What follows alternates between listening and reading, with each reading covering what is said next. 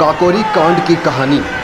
1925 आते ही आते आज़ादी की लड़ाई लड़ रहे क्रांतिकारियों की माली हालत अति दयनीय खराब हो चुकी थी। वो पाई पाई के मोहताज हो चुके थे। किसी के पास साबुत कपड़े तक नहीं थे। उन पर काफ़ी कर्ज हो चुका था और नफसी नफसी का आलम मचा हुआ था। लोगों से ज़बरदस्ती पैसा वसूलने के अलावा उनके पास और कोई रास्ता भी नहीं बचा था। उन्होंने महसूस किया कि अगर लूटना है तो फिर सरकारी खजाना क्यों न लूटा जाए। फिर एक मुहिम के तहत सरकारी खजाने पर डाका डाला गया। राम प्रसाद बिस्मिल अपनी आत्मकथा में लिखते हैं कि उन्होंने गौर किया था कि गार्ड के डिब्बे में रखे लोहे के संदूक में टैक्स का पैसा होता है।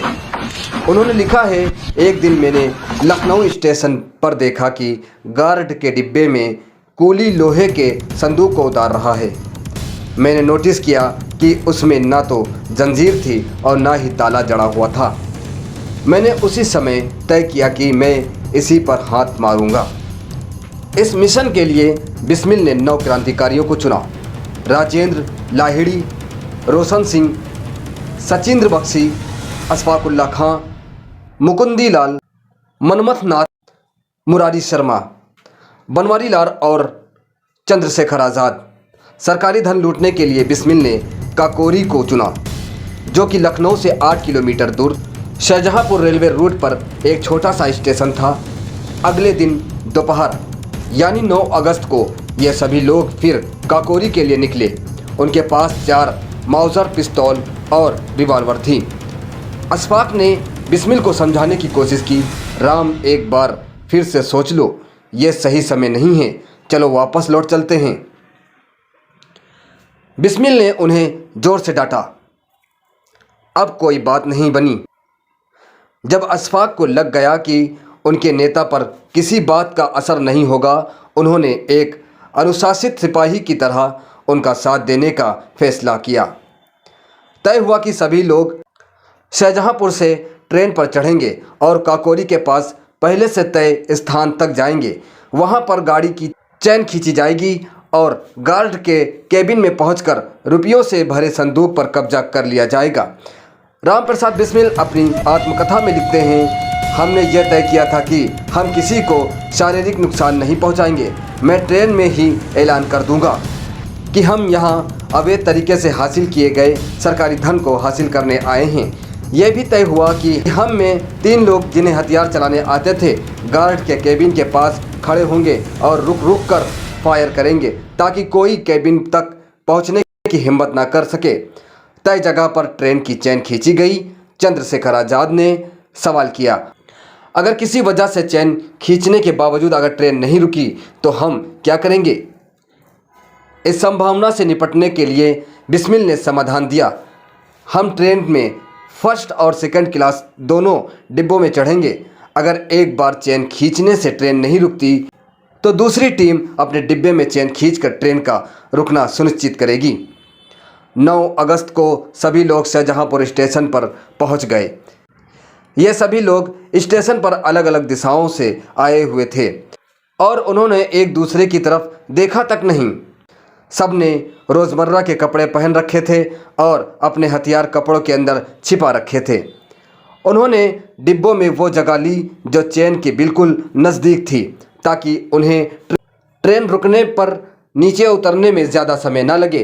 राम प्रसाद बिस्मिल अपनी आत्मकथा में लिखते हैं कि जैसे ही ट्रेन ने सीटी दी और स्टेशन से आगे बढ़ने लगी, मैंने अपनी आंखें बंद की और गायत्री मंत्र का जाप करने लगा। जैसे ही मुझे काकोरी स्टेशन का साइन बोर्ड दिखाई दिया, मेरी सांसें तेज़ हो गईं और मेरा दिल तेज़ी से धड़कने लगा। अचानक ज़ोर की आवाज़ हुई और ट्रेन उसी जगह पर रुक गई जहां हमने तय किया था। बिल्कुल सटीक जगह पर चैन खींची गई। बिस्मिल लिखते हैं, मैंने तुरंत अपनी पिस्टल निकाल ली और चिल्लाकर कहा, शांत रहिए, डरने की कोई ज़रूरत नहीं है। हम सिर्फ सरकार से वो धन लेने आए हैं जो हमारा है। अगर आप अपनी सीट पर बैठे रहेंगे तो आपको कोई नुकसान नहीं पहुंचाया जाएगा। ट्रेन रोकने से पहले एक और ड्रामा हुआ। अशफाक, राजेंद्र लाहिड़ी और सचिंद्र बख्शी ने सेकंड क्लास के टिकट खरीदे थे। सचिंद्र नाथ बख्शी अपनी किताब मेरा क्रांतिकारी जीवन में लिखते हैं, मैंने अशफाक से धीमे से पूछा, मेरा जेवरों का डिब्बा कहाँ है? अशफाक ने फौरन जवाब दिया, अरे वो तो हम काकोरी में भूल आए हैं। अशफाक के बोलते ही बख्शी ने ट्रेन की चेन खींच दी। राजेंद्र लाहिड़ी ने भी दूसरी तरफ से चेन खींची। तीनों जल्दी से नीचे उतरे और काकोरी की तरफ चलने लगे। थोड़ी दूर चलने पर ट्रेन का गार्ड दिखाई दिया। उसने पूछा, चेन किसने खींची है? फिर उसने हमें वहीं रुकने का इशारा किया। उन्होंने जवाब दिया कि जेवर का डिब्बा काकोरी में छूट गया, हम उसे लेने जा रहे हैं। फिर उसने हमें वहीं रुकने का इशारा किया। उन्होंने जवाब दिया कि जेवर का डिब्बा काकोरी में छूट गया है, हम उसे लेने जा रहे हैं। बख्शी आगे लिखते हैं, तब तक हमारे सारे साथी ट्रेन से उतरकर वहां पहुंच चुके थे। हमने पिस्तौल से हवा में गोलियां चलानी शुरू कर दी। तभी मैंने देखा कि गार्ड ट्रेन चलाने के लिए हरी बत्ती दिखा रहा था। मैंने उसके सीने पर पिस्टल लगा दी और उसके हाथ से बत्ती छीन ली। उसने हाथ जोड़कर कहा, मेरी जान बख्श दीजिए। मैंने उसे धक्का देकर ज़मीन पर गिरा दिया। अशफाक ने गार्ड से कहा, अगर आप हमारे साथ सहयोग करेंगे तो आपको नुकसान नहीं पहुंचाया जाएगा। बिस्मिल लिखते हैं, हमारे साथियों ने थोड़ी थोड़ी देर पर हवा में गोलियां चलानी शुरू कर दी। रुपयों से भरा लोहे का संदूक काफ़ी भारी था, हम उसे लेकर भाग नहीं सकते थे, इसलिए अशफाक उसे एक हथौड़े से तोड़ने लगे। कई प्रयासों के बाद वो कामयाब नहीं हुए। सभी लोग अशफाक की तरफ रुकी हुई सांसों से देख रहे थे। तभी वहाँ एक ऐसी घटना हुई जिसने वहाँ मौजूद क्रांतिकारियों की जिंदगी हमेशा के लिए बदल दी। 2 डिब्बे पहले ट्रेन का एक यात्री अहमद अली अपने डिब्बे से नीचे उतरा और गार्ड के कैबिन की तरफ बढ़ने लगा। इन लोगों ने यह भी उम्मीद नहीं की थी कि कोई शख्स ऐसा करने की भी ज़रूरत करेगा। दरअसल अहमद अली महिला डिब्बे की तरफ बढ़ रहा था जहां उसकी पत्नी बैठी हुई थी। चूंकि ट्रेन रुकी हुई थी, उसने सोचा कि नीचे उतरकर पत्नी का हालचाल ले लिया जाए। उसको ये बिल्कुल अंदाज़ा नहीं था कि ट्रेन में क्या हो रहा है। बिस्मिल लिखते हैं, मुझे सारा माजरा समझने में ज़्यादा देर नहीं लगी, लेकिन मेरे दूसरे साथी चीज़ों का उतनी तेज़ी से आकलन नहीं कर पाए। मनमथ नाथ बहुत उत्साहित थे, लेकिन उन्हें हथियार चलाने का अधिक अनुभव नहीं था। जैसे ही उन्होंने उस शख्स को कैबिन की तरफ आते देखा, उन्होंने उसको निशाने पर ले लिया। मैं उनसे कुछ कहता इससे पहले मनमथ ने अपनी पिस्टल का ट्रिगर दबा दिया। अहमद अली को गोली लगी और वो वहीं ज़मीन पर गिर गए। इस बीच अशफाक संदूक को तोड़ने में व्यस्त थे, लेकिन उन्हें कामयाबी नहीं मिल रही थी।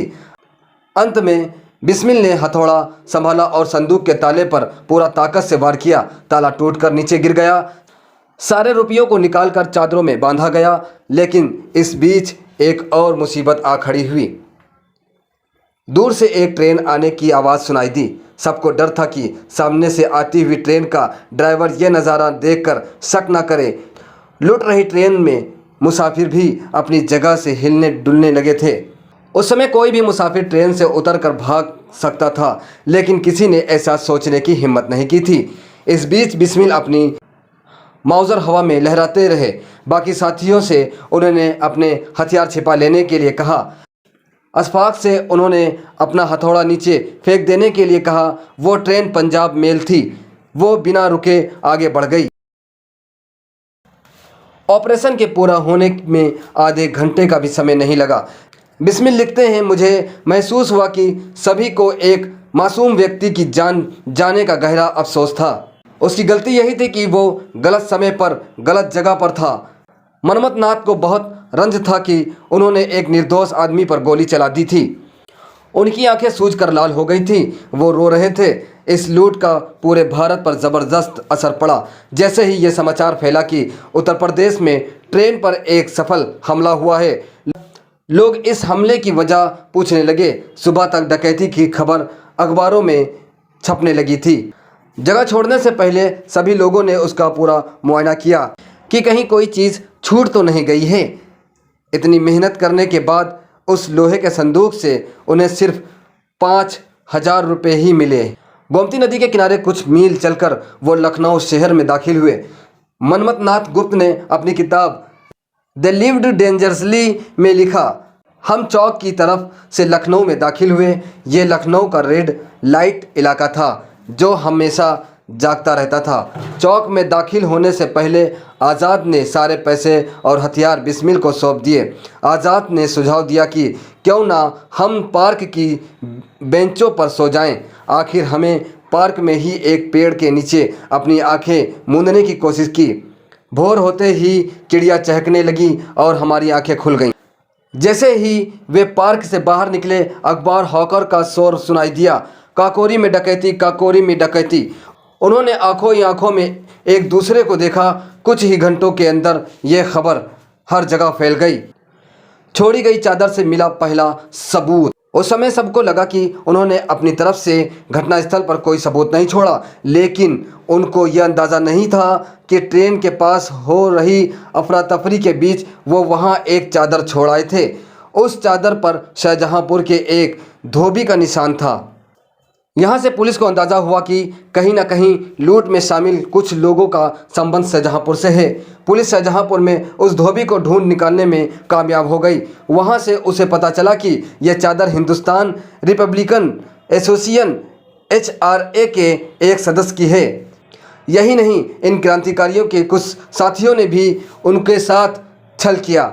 रामप्रसाद बिस्मिल लिखते हैं कि दुर्भाग्यवश हमारे बीच भी एक सांप रहता था। वो उस शख्स का बहुत करीबी दोस्त था जिस पर मैं संगठन में आंख मूंद कर विश्वास करता था। मुझे बाद में पता चला कि यह शख्स न सिर्फ काकोरी टीम की गिरफ्तारी पब्लिक बल्कि पूरे संगठन को नस्तनाबूद करने के लिए जिम्मेदार था। बिस्मिल ने अपनी आत्मकथा में इस शख्स का नाम नहीं लिया है, लेकिन प्राची गर्ग अपनी किताब Kakori the train robbery that shook the British Raj में लिखती है, बनवारी लाल भार्गव HRA के सदस्य थे। काकोरी डकैती में भी उनकी भूमिका हथियार सप्लाई करने की थी। बाद में चले मुकदमे में फांसी से बचने और सरकार से मिली आर्थिक सहायता के एवज में सरकारी गवाह बन गए थे। चंद्रशेखर आज़ाद को छोड़कर सभी गिरफ्तार हुए थे। सरकार ने काकोरी हमले में शामिल लोगों की गिरफ्तारी के लिए 5,000 रुपये का इनाम रखा। इससे संबंधित इश्तेहार सभी रेलवे स्टेशन और थानों पर चिपकाए गए। काकोरी कांड के 3 महीने के अंदर एक एक करके इसमें भाग लेने वाले सभी व्यक्तियों की गिरफ्तारी शुरू हो गई। इस ऑपरेशन में सिर्फ 10 लोग शामिल थे, लेकिन 40 से अधिक लोगों को गिरफ्तार किया गया। अशफाक, रोशन सिंह, राजेंद्र लाहड़ी, बनारसी लाल और कई अन्य व्यक्तियों को गिरफ्तार कर लिया गया था। सिर्फ चंद्रशेखर आज़ाद को पुलिस गिरफ्तार नहीं कर पाई। सबसे बाद में रामप्रसाद बिस्मिल गिरफ्तार हुए। कानपुर से छपने वाले अखबार प्रताप की सुर्खी थी, भारत के 9 रत्न गिरफ्तार। इस अखबार के संपादक थे गणेश शंकर विद्यार्थी। इन सब पर न सिर्फ डकैती बल्कि हत्या का भी मुकदमा चला। अप्रैल 1927 में मुकदमे का फैसला सुनाया गया। अशफाक उल्ला खां, राजेंद्र लाहड़ी, रोशन सिंह और रामप्रसाद बिस्मिल को फांसी की सज़ा सुनाई गई। पूरे भारत में इसके खिलाफ प्रदर्शन हुआ। मदन मोहन मालवीय, मोतीलाल नेहरू, लाला लाजपत राय, जवाहरलाल नेहरू और मोहम्मद अली जिन्ना इन क्रांतिकारियों के समर्थन में उतर आए। केंद्रीय असेंबली ने वायसराय से अपील की कि इनके मृत्युदंड को उम्र कैद में बदल दिया जाए, लेकिन उन्होंने इस मांग को ठुकरा दिया। बिस्मिल और अशफाक को फांसी। 19 दिसंबर 1927 को रामप्रसाद बिस्मिल को गोरखपुर, रोशन सिंह को मलाका जेल और अशफाक उल्ला खां को फैजाबाद जेल में फांसी दी गई। राजेंद्र लाहड़ी को इससे 2 दिन पहले 17 दिसंबर को गोंडा जेल में फांसी पर चढ़ाया गया। फांसी से 2 दिन पहले उन्होंने अपनी आत्मकथा पूरी की। मनमथ नाथ गुप्त चूँकि 18 वर्ष के नहीं हुए थे, इसलिए उन्हें केवल 14 साल की सज़ा सुनाई गई। सन 1937 में उन्हें रिहा कर दिया गया। रिहा होने के बाद उन्होंने सरकार के खिलाफ लिखना शुरू कर दिया। सन 1939 में उन्हें फिर गिरफ्तार कर लिया गया और आज़ादी से 1 साल पहले सन 1946 में उनकी रिहाई हुई। उन्होंने कुछ समय अंडमान की सेल्यूलर जेल में भी बिताया। 26 अक्टूबर 2000 को उन्होंने अंतिम सांस ली।